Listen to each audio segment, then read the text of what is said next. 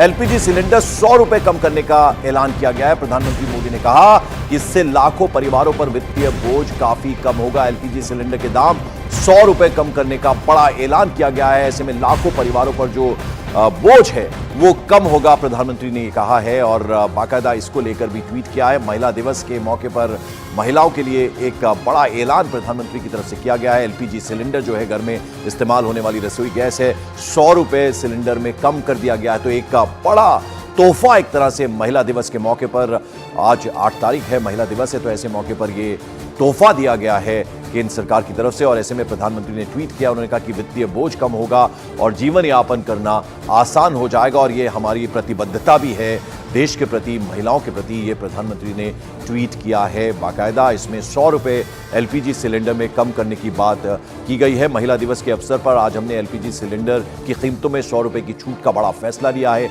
इससे नारी शक्ति का जीवन आसान होने के साथ ही करोड़ों परिवारों का आर्थिक बोझ भी कम होगा। ये ट्वीट किया है एक्स पोस्ट पर प्रधानमंत्री ने।